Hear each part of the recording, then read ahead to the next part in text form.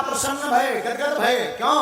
बाबा ने विवाह के लिए हाँ कह दिया। देवता बोले अब तो ब्याह के रसगुल्ला खबने। आहा, सब देवता बारात की तैयारी करने लगे, अपने अपने वाहनों को सजाने लगे। जमराज का वाहन है भैंसा, लघु जमराज रगड़ में। आज करिया से गोर ना कर दिया तो हमार नाम नहीं भैया। रगड़ में लघु ब्रश शैम्पू साबुन। भैंसा भी बोला सरकार आज का गड़बड़ हो गई। जमराज बोले कुछ गड़बड़ नहीं भाई, चुप खड़ा रहे। क्यों? आज जो हमने करिया से तुझे गोर ना कर दिया तो हमार नाम नहीं। आखिर गड़बड़ क्या? बोले आज बारात में चलना। किसकी? भोले बाबा की। भैंसा भी बोलो रगड़ो रगड़ो हुजूर, खाल भराऊं करे आवे, पर बारात में चलना है, आनंद आएगा। भैंसा बोला एक बात बता। क्या? बोले सबका विवाह होगा कि भोले बाबा का? जमराज बोला मतलब? बोले हम भी अगर कुंवारे हैं। जमराज बोले चुप, केवल तैयार हो। इंद्र अपने हाथी को तैयार करने लगा। ऐरावत नाम के हाथी को रगड़ रगड़ के सफेद था और सफेद कर दिया, फूल माला चलने लगी। ब्रह्मा जी अपने हंस का साफ करने लगे। भगवान गरुड़ जी का, विष्णु भगवान गरुड़, लेकिन जी को ब्याह होने उनकी तरफ किसी की नजर नहीं।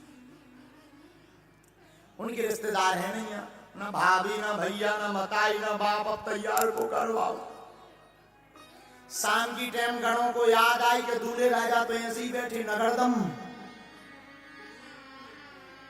नंदी बोले सरकार आज आपको ब्याह है। बोले बाबा बोले है तो है। बोले कम से कम तैयार तो हो गया। शंकर जी बोले कहाँ है, चलो। नंदी बोले जौन है साहब के चल गए। यहाँ कह रहे को अपनी बिटिया नहीं देने, उल्टे रसगुल्ला और फेंक के मार। शंकर जी बोले तो क्या करें? कच्ची सज लो, मुकुट ले आए। शंकर जी बोले नहीं जरूरत है, बाल खुले हैं तुम्हारे। कामदेव को भस्म किया तो भोले बाबा के बाल खुल गए थे। बोले इन्हीं को संभाल। शिवाही शंभुगन करहि सिंगारा, जटा मुकुट अहि मोर सवारा।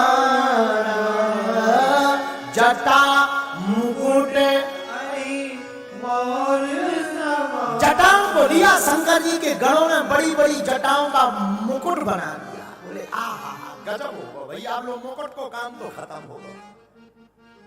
लेकिन एक गड़बड़ हो गई। बोले क्या? भृंगी बोले दूल्हा का पहचान है सेहरा। नंदी बोले ये सेहरा कैसा होता है? बोले लंबो लंबो लटको रात मुंह के ऊपर हो। अब सेहरा कैलाश पे कहां से मिले? नंदी बोले चिंता मत करो। नंदी भगते भगते गए 25-30 पतरे पतरे सांप ढूंढ लिए। सांप को पकड़ के उनके मुंह की तरफ में गांठी एक सांप से लगा दी। मुंह को कर दिया जटाओं में फिक्स, पूंछ लटका दी सामने। एक से सांप आए हाय हाय हाय। भृंगी से नंदी बोले अब बताओ सेहरा कैसे? बोले दूल्हे का सेहरा सुहाना लगता है।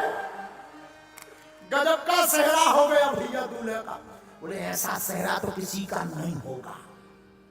शंकर जी ने नाग का सेहरा क्यों पहना?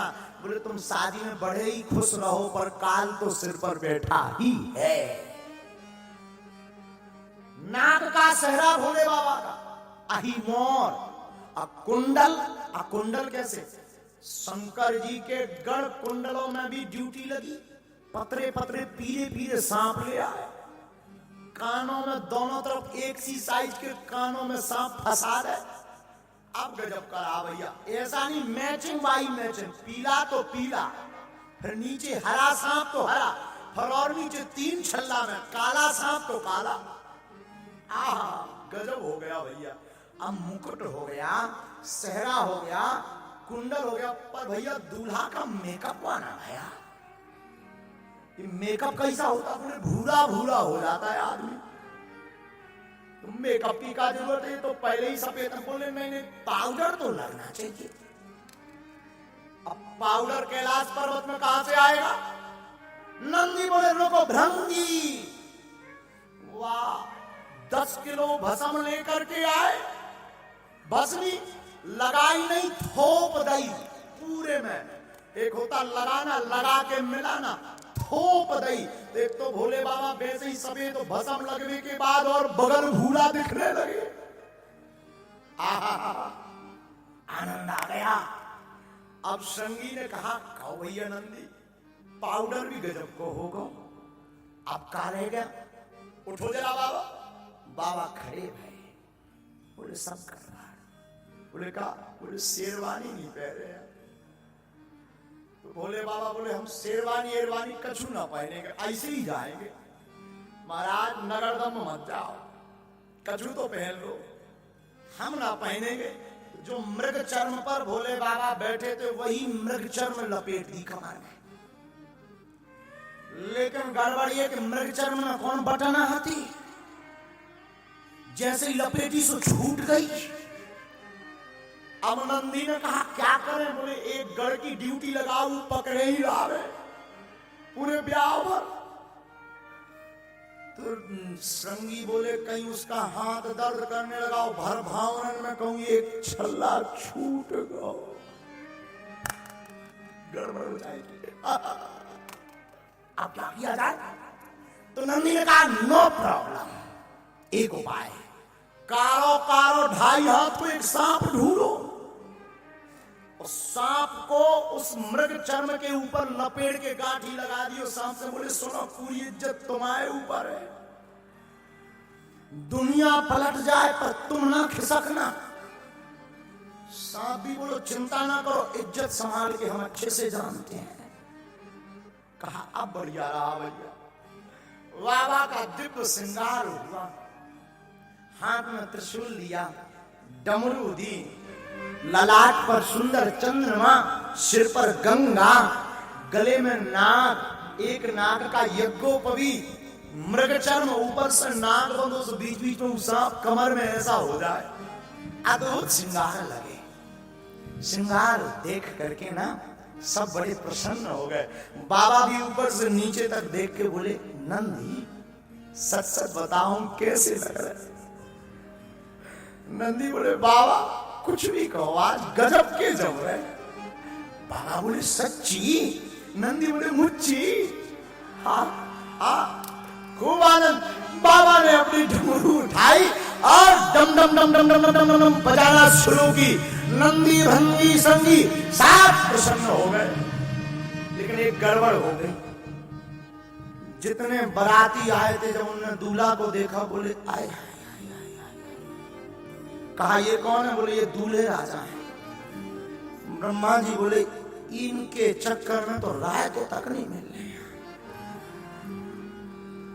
तो एक इमरजेंसी बैठक भई देवताओं की। सुनो, आप राम कथा में राम विवाह पढ़ना, तो राम विवाह में पंगत बाद में भई, पर देवताओं ने मीटिंग ली के जाते ही सबसे आगे चलेंगे देवताओं, पंगत पहली। बोले कहे? बोले अगर दूल्हे राजा की एंट्री हो गई तब बिना रसगुल्ला गले नहीं मारने लोग ना। तो देवता आगे, शंकर जी एकदम पीछे रह गए। तो नंदी से कहा नंदी चले? हाँ। और रोज ये सीधे बैठते, बोले बाबा आज ब्याह है। नंदी पे आज उल्टे बैठ गए, सीन की जगह पूंछ पकड़े, उल्टे मंथन करो ऐसी पकड़े पूंछ। नंदी ने कहा कि कम से कम सीधे तो बैठ जाओ। बोले ब्याह में चल रहे क्या? नहीं, कहीं जो और लफड़ा धरो। नारद जी बोले नंदी से तुम चुप रहो, चलन दो माए, जैसे तैसे तो माने।